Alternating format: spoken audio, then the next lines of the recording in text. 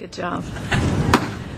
Good afternoon and welcome to the November 4th Parks, Recreation and Community Services Commission meeting. And could we have roll call, please? Commissioners Bennett? Here. Kahn? Here. Rottfogel? Here. Sharkey? Here. Ward? Yes. The agenda for the November 4th, 2009 meeting was posted on the bulletin board outside City Hall and on the City of Glendale's website on Thursday, October 29th, 2009 at 1 p.m. Item 2, Commission staff comments. Okay. Anybody? Sure. Sure. Yeah.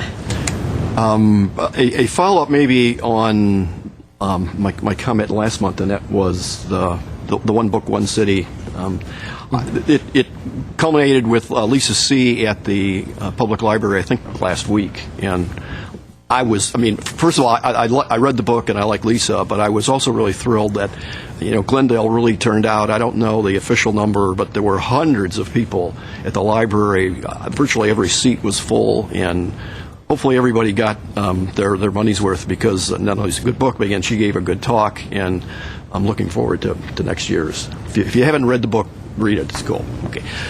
Second, see, Dave's not here, but my wife and I went by Heritage Garden this month. I don't know if you guys go by. And they just have done really a nice job on the landscaping. You guys are terrific. It's sort of maybe preaching to the choir, but I was very impressed. Especially my wife is our landscaper on our house, and you guys really did a good job. Thank you. And finally, last month, seems like a week, last month, we were put on a committee to see whether it was in the interest of the city to bring an international piano contest here. And we have met a couple times. We are closer than we were, but there's still a few outstanding issues, and I hope we can at least come to a resolution so we can make some sort of proposal within a week or so. How does it work, Mr. Bennett? Will you be coming back to us and kind of giving us an update? Are we supposed to vote on this, or? I think the way it's going to work is there's two people from here and two people from the Arts Commission, and that makes up the committee, and we're going to make a recommendation one way or another to the City Council directly. Although on the other hand, I'd be more than happy to discuss with you guys where we stand and what's going on. But we're officially not reporting back to here. The only reason I bring it up is because I think it's a very worthwhile cause. So I don't know if comments from us that supported it, if that went in that direction or not, is something that's appropriate. Well, here's the two guys on the committee. I'm happy to get your input, because what I probably should have said is, yes, we ought to ask you guys, so when we make the presentation, we can say, here's what we think, but there are other people. That'd be great. Yeah. Cool. Or actually review the proposal, if there's a document that's prepared. Yeah, I'd be more than happy to discuss it with you guys. I think that everybody on the committee, there were three of the four of us that met last week, and we felt that you're right, it's a worthwhile project, but we had some concerns about the management of the project, and I think that's really where our concerns primarily are. And because $50,000, he's asking us to donate $50,000 and help him raise at least another $50,000. So I think that before we do that, we want to make sure we're going to do our fiduciary role and responsibility. Great. Anyone else? Comments? I'll just ditto what Commissioner Bennett said about the One Book, One Glendale. It was so crowded. I didn't even notice you were there. Great book. And also, I did drive by the Heritage Park. It's like the only thing I found fault with is that it's not in a place where the whole city can see it. It's gorgeous. It's on a little side street. It's wonderful, so I can't wait for the opening. Okay, so we're on to any other staff? No staff? Okay. Possibly if we could get an update. I think the Civic had a big H1N1. Sure. Oh, okay. Sharkey, members of the Commission, I'll do my best because this effort was led formally by LA County Public Health and our fire department. However, it took place at the Civic Auditorium. So if you happen to catch this morning's newspaper, you probably saw the picture on the front page of all the people And I think they mentioned throughout the day they had a little over 3,000 individuals that came by attempting to get shots. Originally, they had only about 1,800 flu shots available, and then did get a second delivery of additional doses. And it really, actually, I guess, went off fairly well. There were a few instances where there were some folks who wanted to be a little bit more persistent about getting their shot, but our Glendale PD was on hand, and as soon as anybody, I'm not leaving. Oh, well, would you step over here for a minute? Oh, no problem. There were no problems. So it really was a very well orchestrated, multi-departmental effort. I think they said they ended up giving out approximately 2,200 shots, but don't quote me on the total number. I didn't hear a report back from our fire department at how many they actually delivered, but giving priority to all of those who were most at risk, pregnant, women, children, etc. If there's anyone with diabetes or asthma, etc., they gave priority. So there were some folks that were turned away, and they accepted being turned away. But there were a few people that were not thrilled with being turned away, but that is at the discretion of the county health department because they only have so many to give out. And their primary target was uninsured individuals. So, but Ross and his folks are wiped out.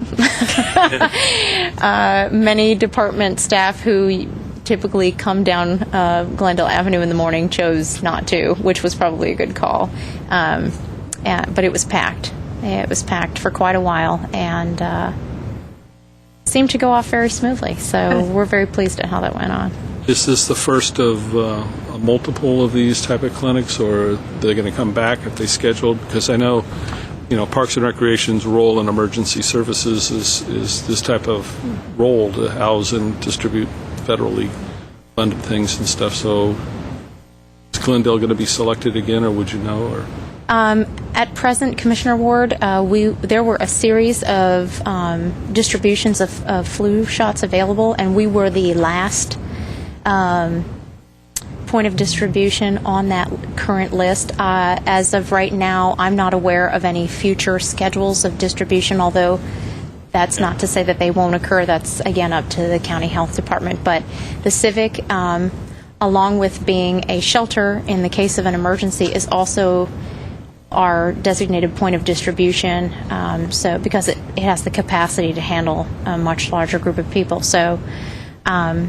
certainly if they come a-calling with additional shots, I'm sure that we will be more than happy to oblige. Very good. Thank you. Do we donate that space to them, or do they pay for it? There are, Commissioner Rottfogel, there are county grant funds that are available, but the city does try to work with the county to see if, depending upon the amount of funding that they're given in order to provide these distributions, and then the city helps to supplement or complement that so that, because it's for the benefit of the greater community to get these shots distributed. So as of right now, I believe that the hourly staff costs were covered, but we did not request fees for use of this space because it has a greater public benefit to having this distribution. So, Okay. Thank you, Brittany. Good report. I don't see, we have no cards for oral communication. Yeah, we don't have any cards. Okay. Darn. So item 4. Item 4A, approval of the minutes of the commission regular meeting held on October 7, 2009. Okay, I was not here at the last meeting. Everyone move read it, them. want to make, okay. I'll second that. All right. Roll call. Okay, Commissioners Bennett, Yes. Khan, Yes? Rottfogel, Aye. Sharkey, Abstain. and Ward. Yes. Okay, under item 5A1, reports for information only, program evaluation, senior services. President Sharkey, members of the commission, I will now introduce Adriana Pebley, who is our senior services supervisor. And just for the purposes of the agenda to differentiate between the two, in our department, we label senior services as those that are funded by the county, provide case management, the home delivered meals program, et cetera. And you'll also see on your agenda, our next item is our senior recreation programs, and those are all of our center-based events and field trips and those recreation-type activities. So we have those two reports for you here today to kind of show you and show the public a little bit about what we've done over the course of the past year and how we've been able to serve our senior population. We thought this would be a nice complement to the fact that Hogop is giving us a regular update each month, and also with our new senior building coming open, basically you all as members of the commission and also the members of the public at large will be able to see all of these types of programs continued on and expanded upon in the course of the next year or so as we are able to open our new facility. So I'll turn it over to Adriana and her staff. They've got some good information for us today.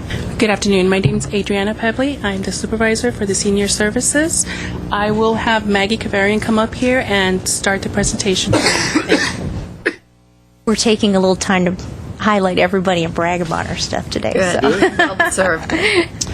Good afternoon, President Sharkey, Commission members. I'm Maggie Kavarian, Community Services Coordinator at the City of Glendale's ARC. Today, my colleagues and myself will be presenting three parts to our program: Integrated Care Management, Home Delivered Meals, and Congregate Meals Program. So I'd like to introduce my colleague Karen Sola right now to describe our Integrated Care Management Program to you. Yeah, go ahead. Hi, good afternoon, President Shark and Commissioners. My name is Karen Sola. I'm the Community Service Specialist at the Senior Center, Adult Recreation Center. Currently, I'm under the Linkages program to provide integrated care management services to seniors, and as you may have known, Linkages program is designed to be a gap filler to prevent inappropriate placement to a facility at-risk elders or probably functionally impaired adults. What we do there is we assist individuals by providing care management services as well as comprehensive information and assistance by locating, coordinating, and monitoring a group of services. As far as the eligibility for care management, we've got two sets back there. The first one is just we have to make sure that there will be no duplication of care management services with other local providers, such as the Department of Development Services or the mental health. Second set would be that the client must be able to maintain safely in the community through the ICM services and have a need for care management and will be willing to participate in the program. On the slide there, we have described ICM services as like an umbrella of services to seniors, on where the following resources are used by the care manager to assist. First one would be the client's informal support system, which includes family members, relatives, or friends. And then we come down to existing community-based services. Information and assistance, we provide Medicare Savings Program back there. We also help with the medical application, IHSS application. If our client needs some assistive devices, we do help get those devices for them. Housing applications, we also help out with GGCA applications and as well as locating providers through PASC. We also have or provide services, transportation. We give out bus tokens, taxi vouchers. We help enroll them to Dial a Ride and Access Transportation program. We also have the proper nutrition, which is the C1 and the C2. And if it is needed, we will be referring out our client to the county's enhanced program, which is like the dietitian and stuff. And then we also have the respite care, on where we help client to give respite care back there, as far as doing household chores and stuff. Through the help of various outside organizations such as the Greater Glendale Council on Aging, International Institute of Los Angeles, and LA County Mental Health, our clients who are enrolled to the Linkages program had a 100% success rate in achieving the care plan. Currently, we are seeing seniors. We are seeing seniors from all income brackets seeking assistance to help manage one of their daily tasks. One example is that I've got a client who got referred by LA Los Angeles Caregiver Resource Center. This client, they do reside in La Crescenta. The wife, she's pretty much physically well, has a very good support system from her immediate family and neighbors. But due to the severity of the husband's Alzheimer's disease, client is having a hard time, and sometimes she feels overwhelmed in taking care of him. So what we did was we arranged services through a reputable home health agency, and the cost was paid by the program's Purchase of Service Fund. When the granted hours was almost over, an in-home reassessment was done and found out that client needs an additional respite hours. And so what the worker did was she assisted her to apply to get monetary assistance from the Greater Glendale Council on Aging, and as a result, funds were approved and help was sent for the second time. And right now, when I was talking to the client, she was very thankful, and she told me that she became more effective in taking care of her husband's daily needs. So where do our referrals come from? For this year, we got referrals from different departments in our organization. We also get referrals from our Glendale residents, senior center volunteers. We have doctors' clinics. We've got referrals from local hospitals, from their discharge planners. We got Kaiser Permanente Home Health Agency. They refer their clients to us as well. Also from the LA County 211 information line, and also we got Los Angeles Caregiver Resource Center, Alzheimer's Association, and the Community and Senior Services of LA County. So this concludes my presentation, and I would like to call back Ms. Maggie Kavarian to present the home delivered meals. Thank you. That was a wonderful presentation. Thank you, Karen. I'm Maggie Kavarian, City of Glendale's Community Services Coordinator. I'm going to be presenting the Home Delivered Meals program to you today, Commissioners and President Sharkey. We wanted to show you what a meal actually looked like. So what we did was we microwaved it at our site, on site. So we have a nice Salisbury steak there with some mashed potatoes and mixed vegetables. So our seniors get 7 frozen meals delivered to their home once a week, and this is pretty much what it consists of: a protein, a starch, and a vegetable. You've got the bread and the butter for the week. You've got milk, which is 1%, or if they prefer non-fat, those are the 2 choices, and a fresh fruit for the day, as well as a juice. Notice that we have Promise Heart Smart bread spread, because we use no trans fat in our meals. I like the grill marks on the steak. Yeah, nice touch. This is our meals driver. So once those meals are frozen and packed, they are packed in ice and put into individual ice chests for each of our clients. So daily we have about 10 to 12 clients receiving meals. The route is going on right now as we speak, as a matter of fact. So the driver goes ahead and packs everything, and it gets to the recipient here. She puts everything away for the recipient. Most of our recipients have arthritis. So what our drivers usually do is they unwrap all the meals, put them away to make it much easier for the senior to remove the meals when they're ready to use them. So we wanted to show you that as well. And birthdays of the month. This is probably one of the funnest things that we do. Most of these seniors are homebound, so they don't really see anyone. So when their birthdays come up, we keep track. We deliver balloons and some nice goodies in a goodie bag to them, and they are so excited. It's one of the highlights of the month that we do. I just want to add real quick, when when Maggie brought this idea and Carolyn Fuentes, our former manager, brought it over, I mean, it was such a heartwarming idea. I thought, wow, what a nice thing to do for folks that don't have an opportunity to get out of their home. And this is like the idea of the year. I think that it's just so neat that we offer this little extra touch in our program to make these folks feel loved and let them know somebody's thinking of them. So I think that's really sweet. We have a well-chosen staff. You mentioned that. Does that mean that we 50 to 60 a week? Pretty much. It's 60 at this time. It fluctuates, but mainly between 50 and 60 a week.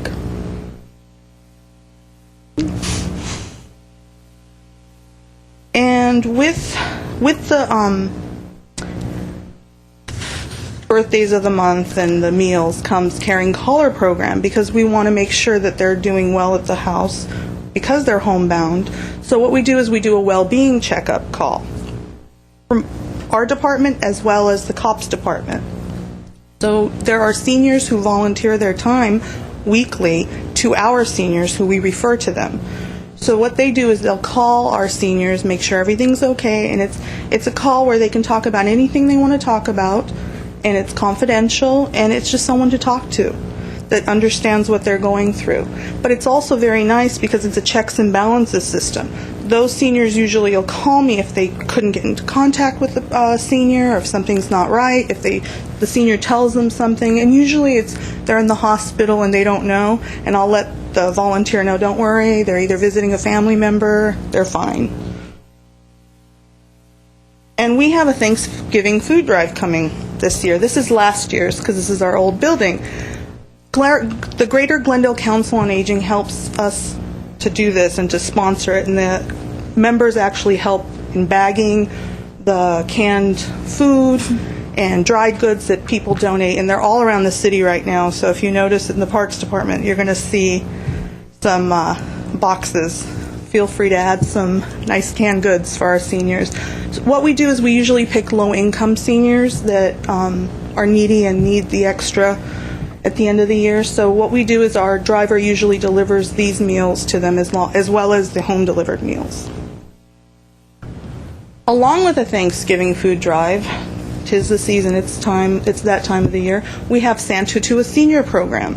And Home Instead Senior Care helps to organize and provide gifts by hanging, we give them a list of seniors who need it, and what we do is they take the list, and people throughout the community at the malls, whether it's here or in Burbank, pick some gifts for these seniors, and they wrap them up, bring them back to us, and we deliver it to our seniors who are in need. So that's a really nice program that we do. And now I'm going to turn it over to Irma Hopkins for our Congregate Meals program. Good afternoon, President Sharkey and Commissioners. I am Irma Hopkins, Program Coordinator for the Senior Nutritional Meals Program. My job is menu planning, yearly, monthly, weekly, daily, and supervising staff. The Nutritional Meals Program is designed with two concepts in mind. One, provide well-balanced meals, and two, provide a social ambiance. Down arrow. There you go.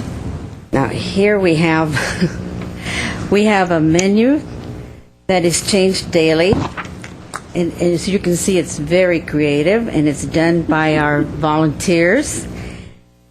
It gives the volunteers the opportunity of expressing their talents on the menu board daily, and keeps them out of trouble. Yeah. Believe me. As you can see, the illustration can work quite an appetite. Yeah. You can see, where the pictures are drawn, for instance, there's your tuna over there and your carrot. I love it. There's your lentil soup there and the strawberries. Steaming. Yes. Here we have, let me see, this is not following suit like I have it posted here. chicken bruschetta. You know, our secret for great socialization is serving delicious meals. For example, incorporate a meal with an event such as the meal provided for one of our events, the Armenian celebration.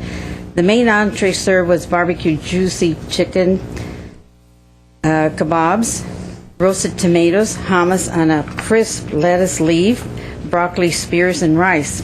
Now you check the chef over there. Now he's taking out a tray of hot, juicy kebabs from the oven. For $2.50. Yeah. I'm going to go back to square one now.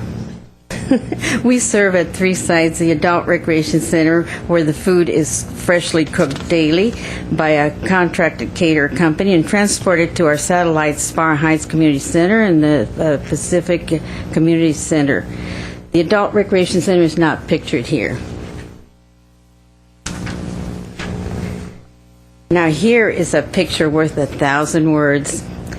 You say, why? Because we are ahead of our time. We are trying to lure our baby boomers.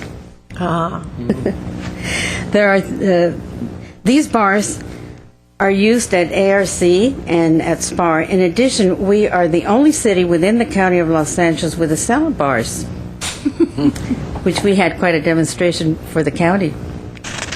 We also serve a hearty soup with all our salads, and we do sandwiches with soup too. Our seniors love soups, whether it's wintertime or summertime. I plan to write a vegetable entree into the menu, the master menu of this coming fiscal year. That's for Baby Boomer Special. Now here we have participants from 2 of our sites enjoying their lunch and company. If we were a commercial restaurant, we definitely would classify as a 5-star restaurant.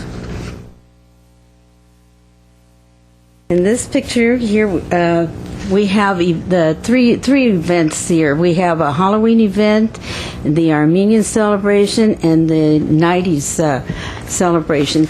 The 90s celebration is in honor of the seniors 90 plus in the city of Glendale.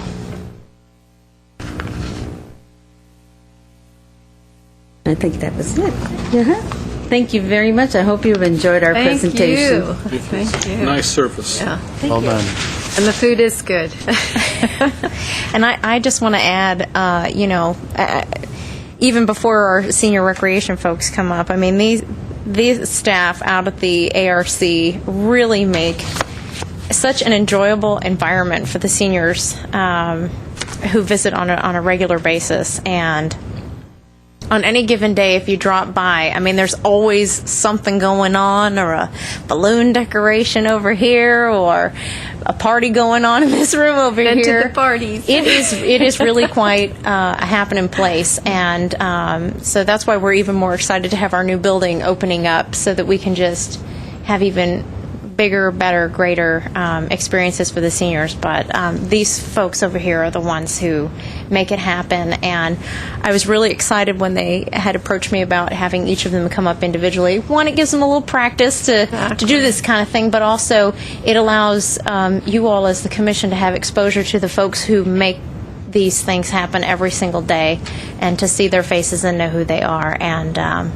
George and I are very, very proud of all that they do out there over at the ARC. So It's always very welcoming to go there, and people are so cheerful and happy and having a good time. And even people who don't need much the financial support, they enjoy other people and what goes on, and it's just wonderful. So thank you, all of you.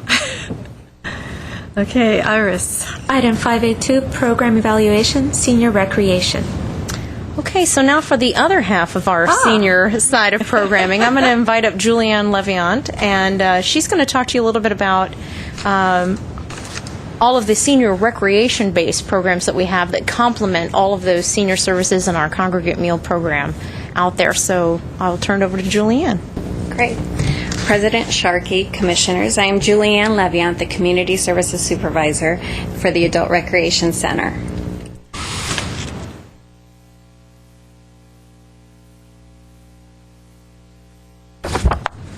The senior community of Glendale always has a reason to celebrate. Senior celebrations are the most visible aspect of senior services staff. These celebrations are in conjunction with the Nutritional Meals Program, and they take place at Spar Heights and the Adult Recreation Center. Lunch participants at Pacific Community Center enjoy a special meal on the day of celebrations. Celebrations are based on holidays, cultural events, or unique theme events. Aside from the usual Thanksgiving, Christmas, and Valentine's Day, participants are treated to a Western-themed party, a summer luau, Armenian Independence Day, and Cinco de Mayo. Depending on the celebration, participants receive a small gift that is tied into them, such as leis, sheriff badges, treat bags during Halloween. These celebrations almost always have an activity tied into them as well. For example, the Halloween party has a pumpkin carving and costume contest. This year, the 90-plus celebration featured 23 honorees and a total of 150 participants. I didn't see that. 2 of these honorees celebrated their 100th and 103rd birthday in 2009. Each honoree was given a certificate from State Assembly Assistant Majority Leader Paul Krikorian, State Senator Carol Liu, Congressman Adam Schiff, and LA County Supervisor Michael Antonovich. In addition to the certificates, local businesses also participated in the event by donating a gift certificate to their respective restaurants. 6 days out of the week, seniors are welcome to participate in fitness classes ranging from muscle toning with weights and aerobics to slow stretch and Tai Chi. Since the construction of the new senior center, the classes have actually increased in participation. Through Glendale Community College, free classes are offered to seniors on a weekly or daily basis. These classes include lip reading, ESL, contemporary world problems, philosophy and ethics, money management, and more.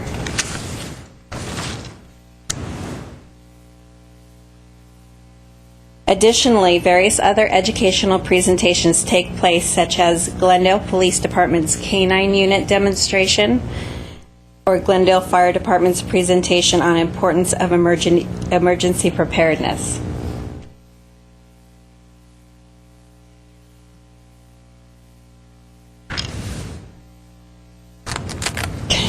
One more. One more. Here. There we go. Now you're back to where you were.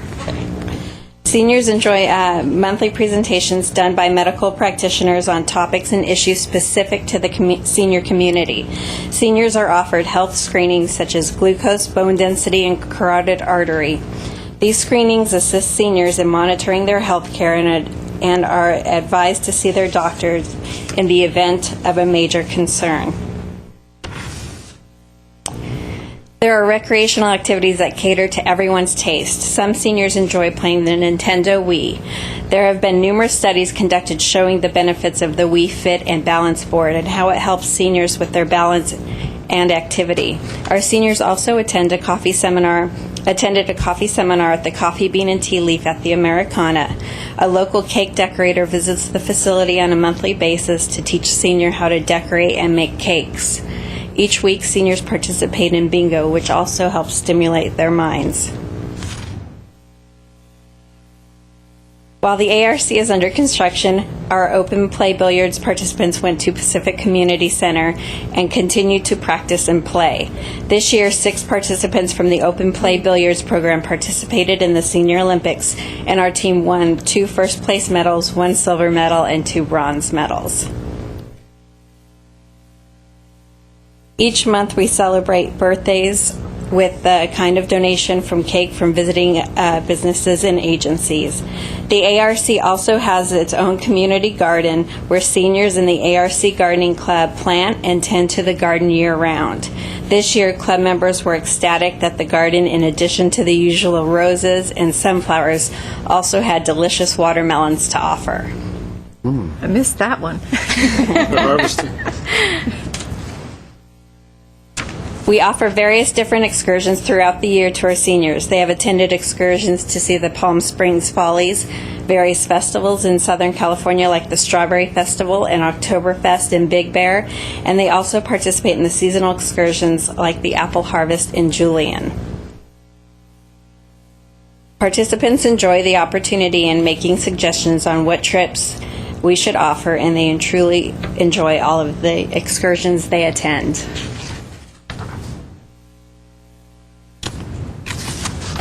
Each one loading.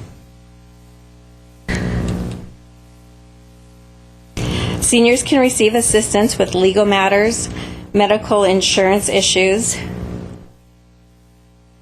Okay. taxes, government, and state rebates. The local programs by making an appointment. These services are offered free of charge.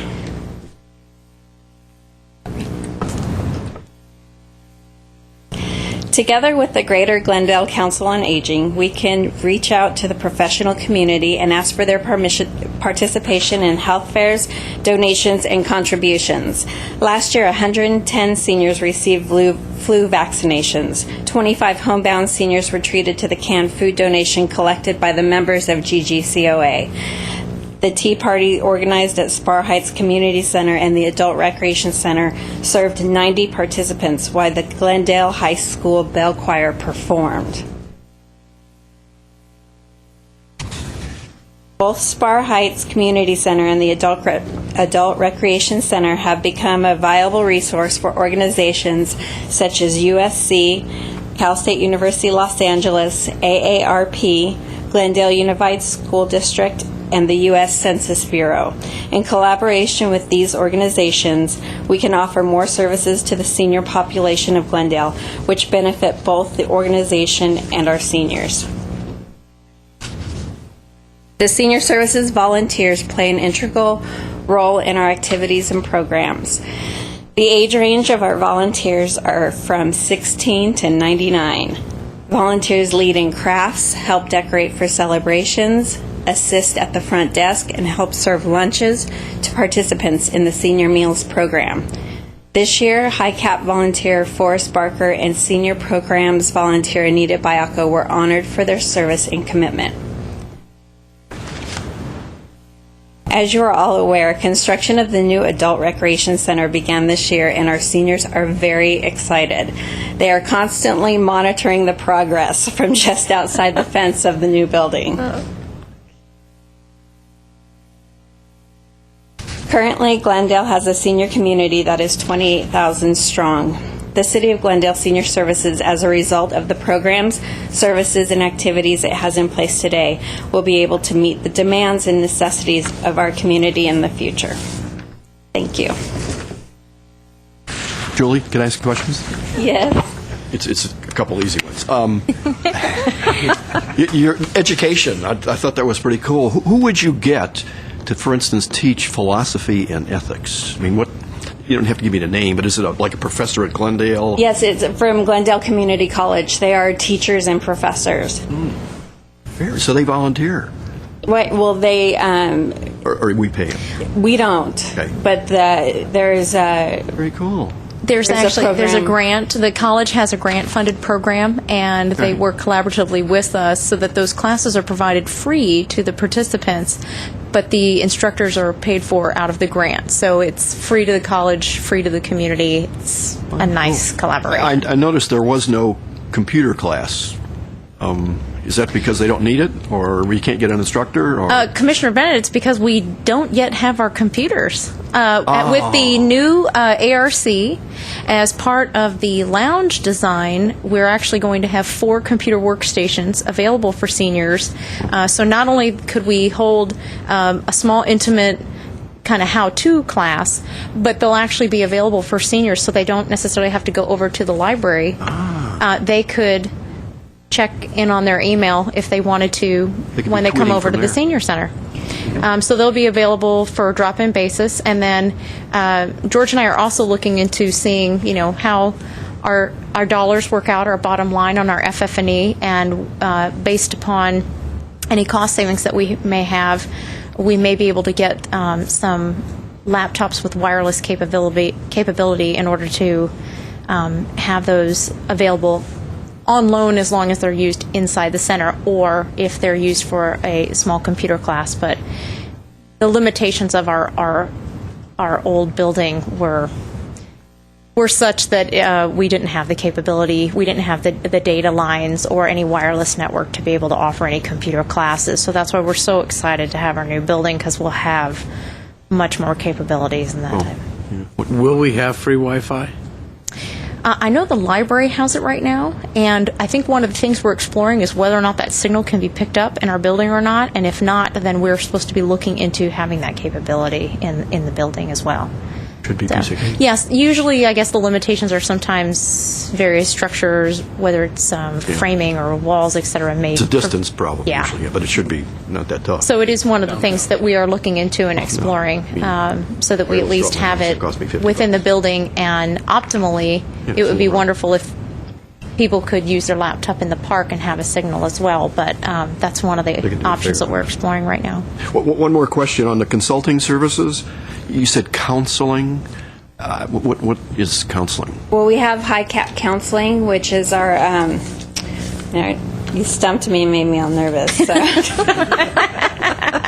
any one of you want to jump in? Counseling could be like a therapist. I mean, that's what I thought. Well, right But now since you we didn't have. say- We have graduate students Okay, from. so it's not psychological. Well, no, but I can go on that one, actually. Yeah. We have students from Cal State University, Los Angeles, graduate students who are coming in on Friday. And they are, right now, we have 2 Armenian-speaking females that are coming out and talking to most of the gentlemen that play outside and are offering their services for counseling. So they'll just sit aside in chairs facing each other and they'll talk for 10 minutes, and then the guys will go back and do what they're doing. And so right now we're implementing a few other programs like that. So it can be a drop-in program, maybe on Friday from 9 to 10, they can drop in and have somebody to talk to. Cool. Thank you. Commissioner Khan. Thank you. I had a couple of questions. First of all, I think what you guys are doing, and I think we all on the commission think it's outstanding. I mean, in terms of quality of life here for the citizens of Glendale, it's great. The question that I did have is whether it's for senior services or recreation, is there income restrictions? So, for instance, whether it's a home-delivered meal or whether it's any of these other functions, is it based on income levels, or is it just open if you are a senior? You want me to take care of that? Yeah, you can. Just want to know if they want to come up to the mic. Many of our recreation programs are not income based. Some of the case management programs that are funded by the county, they may have requirements, but many times, we simply ask for a donation for the meal. But even then, if someone doesn't have the financial means to pay that donation for the meal, we don't turn them away.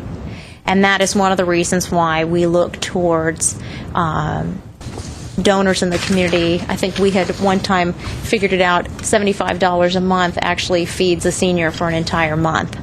I believe that was for our home delivered and congregate.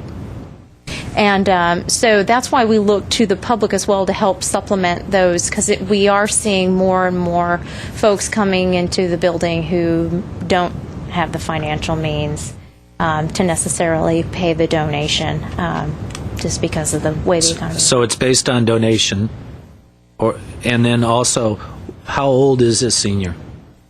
60 according to the county. 60 years old. Well, it kind of depends on where you go. I mean, some of the college states 55 for their classes, but for the county, case management, and the meals program, it's 60. So you've got a little time yet. Yeah. Thank you. Good questions, Commissioner Khan. Thank you. Okay, everybody. We're good. Thank you so much. Thank you did you. a great job. Such feel-good stories. We always think you guys can use those every now and then and again. It's it is very heartwarming. It's very touching to see what is going on out there. And for people that don't frequent the adult recreation center on a regular basis, a lot of times people don't know it's out of sight, it's out of mind. So I'm very proud and pleased, like I said, for the staff to come up here today and share this information with you and with the members of the public, because a lot of times people will say, gosh, I have a friend who has a parent and they're going through this, and I'll say, do you know that the city offers, X, Y, or Z? Oh my gosh, I had no idea. Oh yeah, hey, let me give you some phone numbers to call.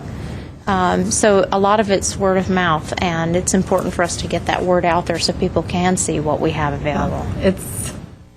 And even the touch with the balloons is priceless. It's very timely for me. My in-laws are going to start snowbirding in a couple of weeks, and they're moving in to my house. So Spar Heights. So we will set up a special consultation for you and your wife to come over, and you can find out all the great things that we have going on at our facilities. There's a lot. There's a lot. Spar Heights is not too far. Okay, Iris, what is Okay, next we have item 5A3, soap dispensers in park restrooms. Good afternoon, Commissioners and President Sharkey. My name is Gary Morello. I'm the Park Services Administrator. During last month's Commission meeting, a resident came and inquired why we don't have soap dispensers in our outside restrooms. So over the last 30 days, staff has researched the reasons why, and the following will be the conclusions. First, a little bit of history. The city of Glendale had soap dispensers about 25 years ago that were powdered soap dispensers. That didn't work out too well because the powdered soap got dispersed throughout the restroom when children went in there. Plus, it got vandalized. So we went to a liquid soap dispenser, and that worked equally as poorly because it was smaller, more delicate, and it got damaged. And then the liquid soap became a hazard when it dripped on the floor, dripped on the sinks. People would slip and fall. So we decided to take them out. About 10, 12 years ago is what we did. But the resident did say that our sister cities had soap dispensers. So we checked 3 cities in Pasadena, 3 cities in Burbank, 3 parks in each city. And none of them had a semblance of a soap dispenser. So we went back to the office and we called them up and asked them why they did not have their soap dispensers. And it was the exact same reason that we did. The vandalism was too great. They couldn't afford to keep replacing broken dispensers, and they had the mess on the floor. We then decided to call about 9 other cities, and you have that in your packet of what we found. And 80% of those have the same exact reasons that we had, that the vandalism was too great. We do provide soap dispensers in our community buildings, such as Adult Recreation Center, Spar Heights, those places that have that are staffed, as do a couple of the other cities. But unless they're staffed all day, we don't provide that. We will continue to keep looking at other options. There's not that much on the market as far as vandal-proof or ones that can be protected from vandals. So unfortunately, whether they come up with something or not, if they do come up with something that's reasonable and usable for the public and for us, we will try to install in a couple and see how they work. But as of right now, we will not be providing any soap in our restrooms. That's the final conclusion. You have any questions? Any comments? Yeah, I do. Sure. A few things. First of all, you had mentioned, and maybe I think it's important to mention here now, that in the facilities that are staffed, we do have soap dispensers. Correct. And those facilities are? Spar Heights, Adult Recreation Center, even the kitchen at Glen Oaks Park, where people rent the kitchen facility to serve food and whatnot, there's a soap dispenser in there. And if it's a staffed event at, let's say, Joe Bridges Clubhouse over at Glen Oaks, there's usually a facilities host there that can watch and take care of it. Again, those are the places that will mainly have them. City Hall, of course, has them, but the outlying parks, restrooms do not.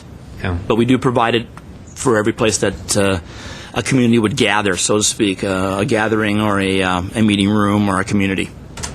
So we have them in certain locations where it's staffed. I had a question for you because I Googled this non-liquid hand soap, and they came up with something, and it sounded interesting, let me put it that way, and you can tell me why it doesn't work. But they have these things called non-liquid hand soap wipes, which are sheets, and it's kind of like a paper towel. And then you would apply water to it, and that kind of triggers the reaction to the soap. What about something like that? Does that make sense? The same reason we do not have paper towels in our restrooms, because they become a choice of Projectile? yeah, very good. A projectile. They'll stick to the ceiling. They'll stick to corners. People will tend to throw those around. We've effectively reduced or eliminated all of our paper towels in all of our restrooms and put in hand dryers for that very reason.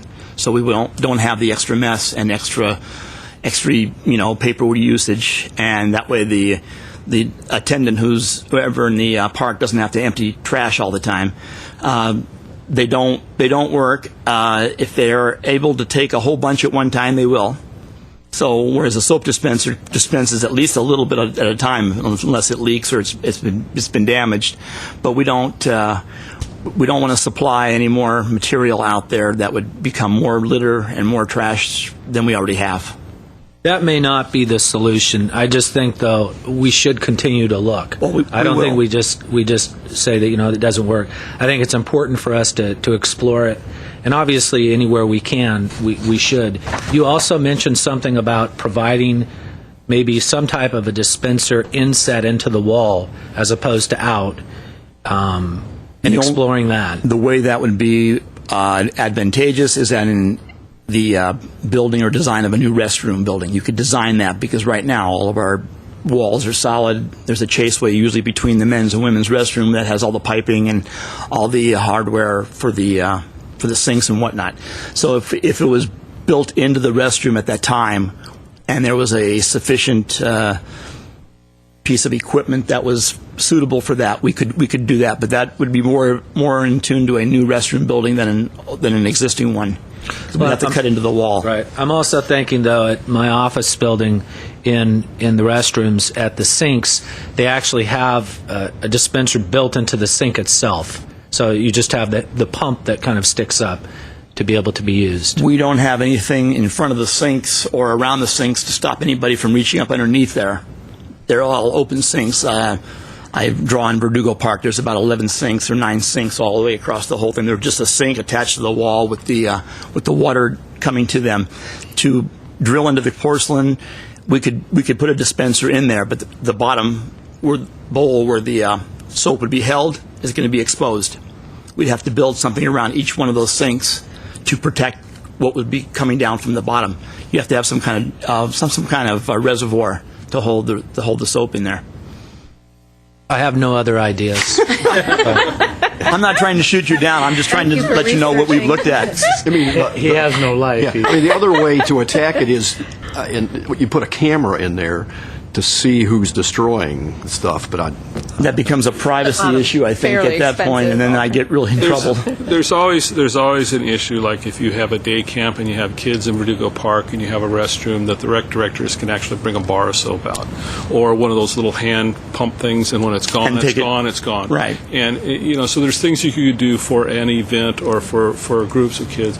I mean, of all things, soap on a rope, and it's hard to pull, but We provide soap over at Pac Ed for the concessionaires, because they have to have soap to use. So during the season, we provide a gallon jug of soap with a pump on the top of it, and then we take it back. But that's because it's a concession that has to have soap and water. But I would think our own functions and day camps and things where you've programmed, or even a large picnic permit or something in some of these parks, it would be just an added thing for H1N1, let's keep our hands clean. In fact, Commissioner Ward, I was just patiently waiting my turn with my pencil up, but thank you for bringing that up. That's in fact what I was going to add, was that we do, in fact, for our day camp programs, provide as part of their general supplies. All of the day camp directors get a supply of soap dispensers. They put them out for when the children are there, so we have them available. In turn, Monique Herrera, who does all of our park permits, encourages anyone with a large group that they may want to pack some hand sanitizer or a small bottle of liquid soap and add that to the restroom for their function. Because we do have, particularly at Verdugo Park, it has the capability of having a picnic up to 500 people. So we do encourage folks, to please bring those items out for their own safety and welfare. So thank you for the suggestion. We do look into that. Brittany, it's also my impression that the sports complex is a relatively secure location, and at night it's locked up and there's always some staff there. Can we look at putting soap dispensers in those restrooms? In fact, Commissioner Rottfogel, Commissioner Kahn's question about which facilities have them, in fact, the sports complex should have them in their restrooms. I don't know if they do not. I believe that they do.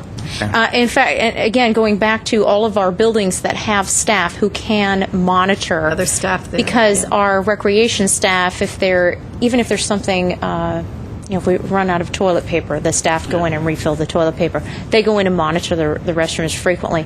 Any of our community centers, senior centers, the brand studios, the clubhouse buildings that Gary mentioned, all of those buildings where we provide support staff to those buildings have those soap dispensers so that we can not only support the party or the group that's reserving the building, but we can in turn have better control over.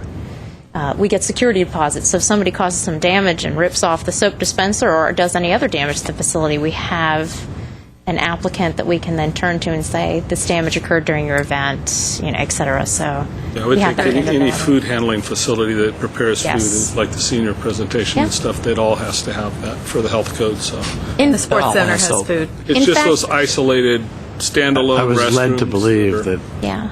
that there was no soap up there. Well, Yeah, we will double check on that, Commissioner Rottfogel, and make sure that there is. I believe that there is. In fact, the other thing that we have done proactively in the last 6 months, as this H1N1 has become more aware, in facilities such as Pacific Community Center, some of the other community centers, we have installed like a soap dispenser in each of the rooms that have a sink with the hand sanitizer. So even if someone doesn't have liquid soap to wash their hands, they can walk over and dispense the gel hand sanitizer and sanitize their hands in those individual rooms without having to go visit the restroom facility to wash their hands. So we've taken some added precautions. We've also, much like many of the other departments throughout the city, at the front counters have the gel dispensers available for individuals again. But again, those are facilities where we have staff support in those facilities. okay. Gary, thank you. I report. know you're busy, you're short-staffed, so thank you for taking the time and Great report. and everyone who You're all welcome. participated. So, okay, who is next, please? Okay, item 5A4, monthly activity reports. The first one is park services. That's you, Gary. Yeah. Basically, for what we were doing lately is tree work. We got a lot of tree work to take care of out there. The plants or the trees have not been trimmed for many years because there's no budget to trim the trees. So we've been hitting and missing as we can, picking areas that have picnic tables, walkways, thoroughfares, people will drive through. Any areas that were open that we thought might have a problem, we trim trees. But since there is not a specific budget for that, we're doing that on a hit and miss basis, and it's kind of caught up. The trees are old. They're very old. Most of them are probably 40 to 60 years old, and they're starting to show signs of age and wear and neglect, unfortunately, because tree trimming is a very expensive proposition. But several of these sections have removed 6 or 8 trees on their own. We're trying to do as much as we can. We've had some people trained in the art of dropping trees, so they're dropping their own. because to call a company out to remove a tree can be upwards of $3,000 to $5,000. So just one tree, when you've got 15 or 20 of them that need to go, you just can't handle that kind of monetary problem. So we drop them as we can on our own. We'll have our guys drop them, and then I believe one section last month took out 7 up at Upper Shoal. We had the problem with Upper Shoal on the ball fields when that place was closed for a year. There was no water on it for a year. So whatever water came down from the rain, it fed some of the trees, but if they didn't get much rain or it didn't stay in that area where the trees were, the trees died. And it looks terrible, it looks awful, and we wanted to get it cleaned up as much as possible. So that hillside that is right in front of the sports, or right in front of the Upper Shoal ball fields there, was pretty much cleared off and cleaned. And that took about a week and a half of about 4 guys working on that. So we're continuing to work on trees. Do you guys, when you drop them, I'm assuming you just remove them completely. Do you also replant? No, that hillside was specifically to that hillside at Upper Shoal that was overplanted to begin with. So the trees that died, or the ones that we're removing, just leave room for the other trees to grow better. So in that case, we don't replant. If there's a park tree or a specimen tree in one of the other facilities that have gone out, yeah, our Arbor Day, my manager, Bill McKinley, is in charge of Arbor Day. So he'll go out throughout the year and make his map sightings, and then if a tree is missing that was quite large or a specimen tree, then we'll plan to put an Arbor Day tree back in that location again. So we do that. What about problems with high winds? Are more trees falling over, or No, we haven't had any really high winds. We had a little bit a couple weeks ago, but I can remember back many years ago when it looked like it was a bomb went off on Verdugo Road. Every other tree came down. We had a 75-foot, 5.5-foot diameter trunk uke pulled right out of the ground, raised up the guy's garage next door, shut off a cul-de-sac, and that took care of a lot of the weak stuff that was going to come out. We get branches, we get a couple incidental limbs coming down, but right now it's just the growth that they're not getting a lot of growth because we've cut the water back severely. So in that sense, we're helping ourselves. We're not forcing them to grow, but we haven't had any really high winds, and the last wind we just had didn't cause any major problem. What about when, who's responsible? Is it us or Public Works when a tree falls down on a parkway or something like that? If it's a parkway that we take care of, our contractor or us will go out there and take care of it. If it's a street tree, such as in the sidewalk or in a median that we don't take care of, then there'll be Public Works. Although it doesn't really make a lot of difference when we have a big problem, we just send guys out with chainsaws, and they're looking for streets that are blocked. It doesn't make any difference if it's parks or Public Works. We don't care. We get the tree off the street, we throw it back up on the island, cut up in pieces, and we'll come back later and pick it up. But we clear the streets first. It doesn't make any difference what department we are. Great. Thanks, Gary. Okay. Okay, the next monthly activity report is Recreation and Community Services. President Sharkey, members of the commission, hopefully more warm, fuzzy information report for you this month.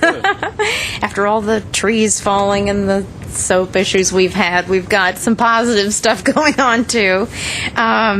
Taking a look at this month's monthly activity report, right off the bat, the first topic, our contract class report. This allows us to take a glance at a single season and compare the number of not only the number of registrations, but how many returning participants we're seeing. And while looking at the numbers compared to last year this time, we did drop slightly. However, not as much as we thought we originally would have projected, given the economy and folks not necessarily paying for supplemental or additional activities, etc. So we have fared very well in this particular category. Along with our day camp program, our registrations seem to still be nearly on mark. We're not seeing that heavy of a drop in enrollment in our class programs, the paid sports programs, our camps, etc. So this is good news for us, and we'll continue to monitor our numbers throughout the year just to make sure that we're staying on target. And then moving along, this is actually the best part on page 2 of your report, is all of our Halloween events that just took place. Some really creative folks out there. At the top of the list, a Halloween Hoopla. That is the event that takes place at Pacific Community Center. And the stage backdrop that you see there, the faculty of the Edison Elementary School work right alongside the staff at our community center and put on such a great event. This event is the largest attended Halloween event we've had in one of our centers this year. They had over 800 participants in this year's Halloween Hoopla event. They have all kinds of great carnival games and cakewalks and candy and costume contests, all kinds of really good stuff going on. Then continuing down to the Freaky Friday event, which took place at Spar Heights. Again, another really nice activity for the community. Spar Heights, traditionally for years was exclusively a senior center, and once we opened it up to be a community center and extend those hours into the evening and weekends, we have started to see a regular stream of kids and their parents coming to the center for regular activities. So you see this year, again, they had their highest attendance of 85 participants, children, and in the event. So, and then the Maple Park Costume Contest. Since we have to distribute this report, we have to get it out to you by Friday of last week, and that was the same day that the Maple Park Costume Contest was held. We weren't able to provide a picture for you in your packets, but they had approximately 300 children and their parents who participated in their event. That was a costume contest. They all get goodies. So lots of fun, safe, enjoyable activities for kids and their parents for the Halloween this year. I think the staff get the biggest kick out of this stuff too, because to watch the kids come in with their different costumes is really kind of it's a treat for us. Moving along in the report, our customer service office for the month of September continued to see fairly good revenue figures coming in. These are our clubhouses, our picnic shelters, etc. So we're still seeing good revenue there. And also continued good news for the Civic Auditorium, if you'll notice on the last page, comparatively to last year at the same time, we are not only hitting that same mark, but we had about $7,000 additional increase in revenue from our previous year. So we are hoping that this is going to stay on a positive trend. And again, it goes back to when we looked at adjusting those fees. Right, yeah, Ever since we adjusted those fees, we really have seen more repeated use of the Civic. And given the economy and the state of the economy, it's really nice for us to see that the Civic is not only reaching their same mark, but it slightly exceeding their mark. It's very good news for us. So, Brittany, you said 7,000, but looking at the graph, it looks more like we doubled to 20,000, an additional 20,000 for more income. I can explain. That's because the graph, although I guess the error on this graph is that this is the monthly breakdown of revenue. So the graph is only showing you September, which for September this year compared to last year was an additional 20,000. But that line amount that I'm referring to is fiscal year to date of this report. Okay. So July 1 through September 30th. That last year we reached the mark of that 101,000. This year we reached the mark of 108,000. So I should do more than just look at the pictures. I should actually read.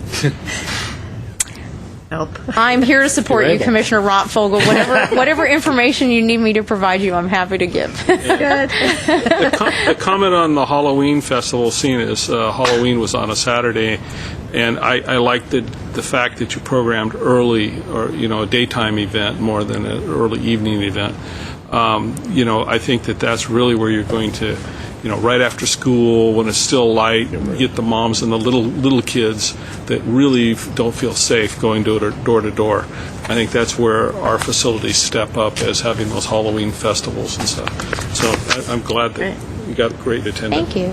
And I think this year, because Halloween was on a Saturday, what we were finding was there were more and more, not only other organizations or schools having activities on Halloween, but because it was on a Saturday evening where you didn't necessarily have to worry about getting up for school the next day, there were more activities being held on Halloween itself. So we tried to gauge our activities to not compete with anybody else's. Get them earlier. Yeah.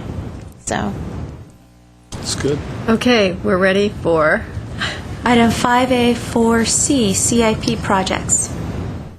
Good afternoon, Commissioners. George Balteria, Senior Project Manager.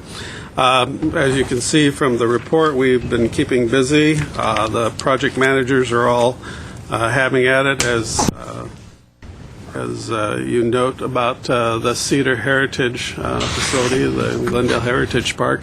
It's a garden park. It's actually turning out really nice, and Lila Bitar is putting a lot of time in there to make sure everything, all the little items, that you want right are just perfect. So just a lot of good effort going in there, and that facility will be into maintenance very soon. Shahin Begomian has been working very diligently on the plans for the renovation of Griffith Manor Park. Audrey Gold-Nazarian has been working on the Maple Park renovation plans, the gymnasium facility, very diligently, putting a lot of time in there.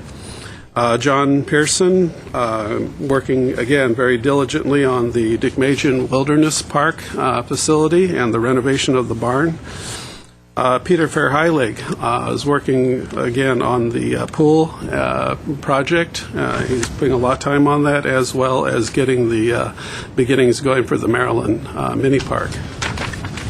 We have Jeff Weinstein working on the burn area concerns and station fire coordination. So he's still putting a lot of time in on that and events around that particular matter.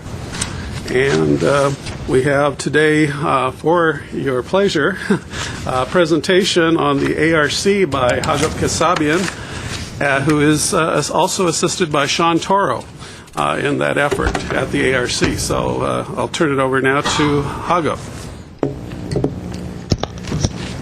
Good afternoon, President Sharkey and Commission members. My name is Hagop Kasabian, Project Manager for the Adult Recreation Center project.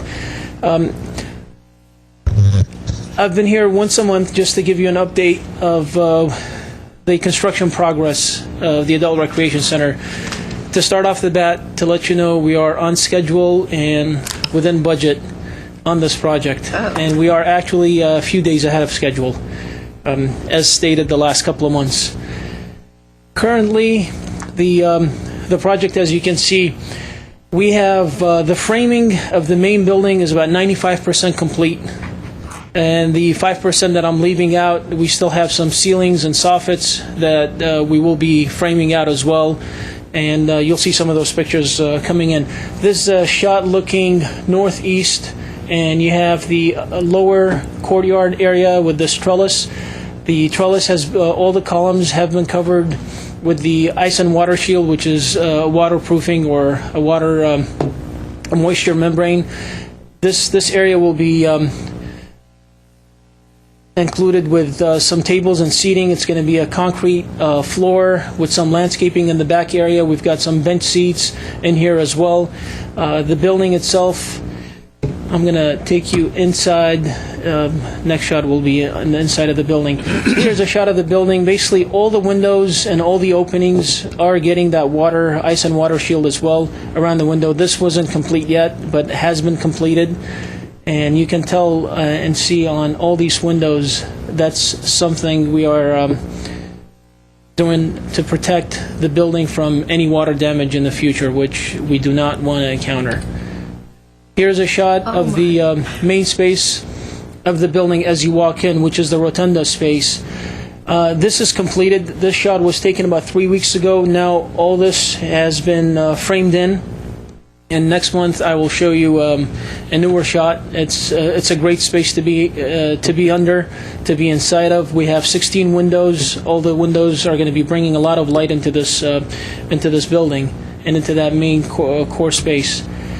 Some shots of the ceiling work that's going in one of our multi-purpose rooms.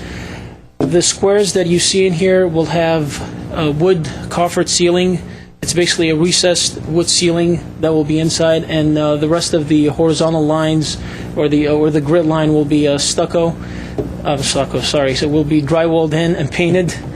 Excuse me there. Here's more of the soffit work that's going in, and the ceilings and the corridors. Drywall has been in progress. We're probably about 25 to 30% drywalled inside the building. None of the ceilings have been drywalled in, but quite a few of the walls have been. The rough mechanical, plumbing, and electrical work is probably 90% complete to 95% complete for some of the disciplines. Fire sprinkler is just about there. We had a fire inspection late this morning. I don't know what the results were, but we met with the inspectors on Monday, and we seem to be in good shape. Today's inspection was a follow-up, so I'm sure that's going to be okay as well. So this building has been fire sprinklered. The outbuilding or the ancillary building will be fire sprinklered as well. A closer shot of the windows, and here's a shot with the window frames. And all the window frames have been installed. About 60% of the hollow metal doors inside the buildings have been installed as well. The glazing for these windows won't come in until we're done with the lath, the plaster work, and the glazing will be applied as well. Here's the lath. The lath around the building is, again, anywhere from 70 to 75% complete. Sometime next week, we will be complete with the lath. At least the areas that are completed, we'll start getting the scratch coat, and after that, we'll have the brown coat and then the finish coat. Here's a photo of one of the offices that has the drywall in, looking out through one of the windows. For example, what you see up in the ceiling is insulation. All the insulation is in. We are probably 98% through with all the building being insulated. The only insulation that's left are on some of the interior walls between public and private areas, and those will be going in probably within the next couple of weeks. Rigid insulation, which will be insulation that's going on top of the roof. Sheathing for the rotunda area, that's the only area we've got the rigid insulation. That's being applied today. For example, this is one of the offices. All the offices will have a 2x2 drop ceiling or a grid ceiling, and so this ceiling will be, everything that you see here will be hidden behind a 2x2 grid ceiling. Here's a look at the top of the building. This shot was taken from the top of the multi-purpose room, obviously looking back towards the library and towards the Americana. The tile that you see, the roofing tile that you see in this photo for this entire section, if you can follow the mouse, has been installed. So the main room has the roof tile on there, and the subcontractor is actually moving in this direction, installing the roof tile. And hopefully I have a shot that shows you. Here's a shot. There is a variation between each tile, so once this whole roof is complete, you're not going to get one continuous solid color. You'll have a variation of different reds, shades of red, and beige, earthy tones, basically. The outbuilding or the ancillary building, which houses the transformer room, maintenance building, trash enclosure, and a couple of restrooms on that side, will have the same roof material as the main building itself. Here's the outbuilding, and we had the slab poured just about 10 days ago.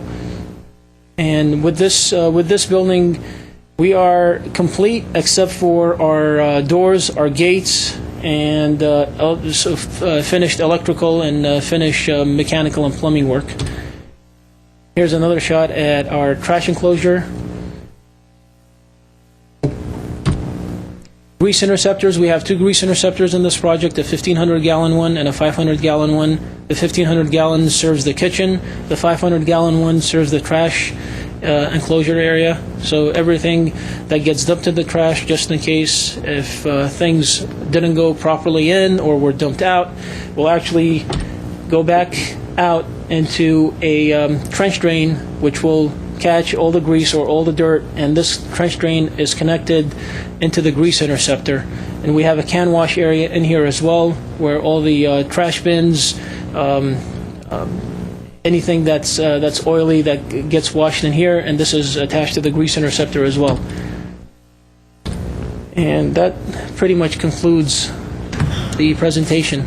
If you have time, I'd love to invite you out to the site. We can schedule a time. Best time usually is after 3 o'clock. That's when construction kind of stops for the day. And if you're available, I can schedule something to have you out there to actually see it physically. I'd love to. And get a feel of what's happening there. That'd be great. That would be great. Great. Yeah, I was at the library and I pulled in and I looked up. I went, oh my gosh, from the drawings. There again. Beautiful job. Beautiful job. We're getting to a stage Amazing. where the finishing touches are going to be starting to come in, and that kind of enhances the look of the building more and more as weeks go along. Are you guys still doing the aerial photograph? Yes, we are.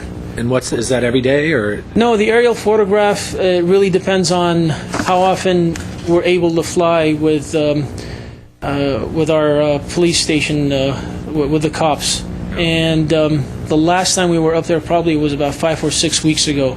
So with the fires coming in, it was really difficult to go up there because they were preoccupied with so many other things that took precedence over the project. So hopefully we're trying to schedule something for next week or the following week. But we do have a camera set up that takes pictures once a day, every day. It's our time-lapse camera, and we are taking daily photos as much as we can. Well, thank you, Hugo. So how do we handle the trip over there? Are you talking about doing it as a group or individually? Yeah, we can do it as a group. I think that would be wonderful if we can do it as a group. We need to do it in groups of the two. Brown Act, yeah. Okay. So that we don't have Less than 3. Yeah. Or we have to post that you will be going and visiting the site. One of Yes, the we two. have to. And that's what I meant, groups, but Yeah. groups of 2 and 3. Okay, well, we'll work something out. Yeah. And we'll work something out. We'll be in touch with you to schedule the proper date. And Thank you for time. inviting us. You're welcome. President Sharkey, Okay. if I may add real quick, I have spoken to George, Dave Ahern, and also George Balteria, and can't express enough what a pleasure it is to work with Hagop as our project manager. I even expressed to George Balteria today at lunch that it's been such a nice collaborative working relationship with him as a project manager, and that he is not only looking out for the construction of the project, he is working with our staff and getting to know the needs of the participants. He's working alongside me and working on all the furnitures and fixtures and equipment, and it has been very enjoyable and very almost seemingly effortless because it's so smooth and the communication is so open. So I want to take the time publicly during the commission meeting to commend him and thank him for being such a great project manager to work with. I mean, this is our biggest, latest, greatest building that we have, and it seems like it's just taken place, just moving right along. It's really On time and under budget. great. Yeah. You got a great contract. Yeah, I think you got a great team. I think it's a contractor as well. Yeah. It does a great job. At least it looks that way. And I told him it's the cleanest construction site I've ever seen. Oh. He stays on top of these guys. They clean up every day before they go, and then they go through once a week too. And I thought,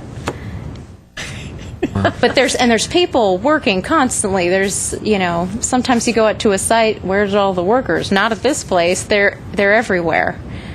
So And all the little people at the fence. if you do, yeah, and they are staring through the peephole. In fact, the funniest thing was Hagop gave myself and one of our furniture vendors a tour along with Julianne, and as soon as we come back through the fence, here comes the John. Is it ready yet? Can we go in yet? Not yet. Okay, so it's really cool that they are so excited as well. So it's been really fun to work on this one. Thank you, Hog. Thank you. I wouldn't be able to do any of this without your help, without the staff's help, the contractor's help, everybody that's involved. So I definitely cannot take the credit alone. It's, And your families. Yes. and my families, exactly. Your wife and kids have been wonderful. It is a group effort. Oh, I've met them Yes. all. They're great. Would you remind us what the approximate opening date or finish date is? The project is and will be done in two phases. The main building, basically the main portion of the project is due to complete in May, and once we have everybody moved into the building, then we'll switch our efforts into where they're occupying right now with the nutrition building and the bungalows that we have there. Those will be torn down and regraded, and that will be completed by August. So the entire project will be finished in August of 2010. Wow. Okay. Thanks again. Thank you.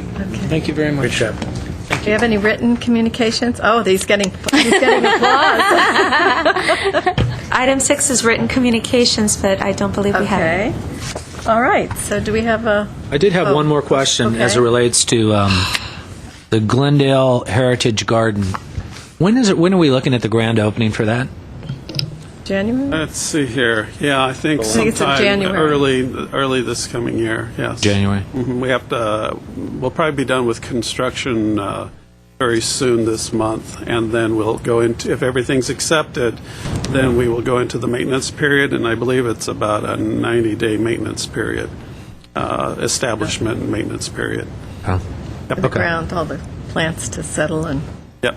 Thank you. You're welcome. Okay. Do we have a motion to adjourn? I do.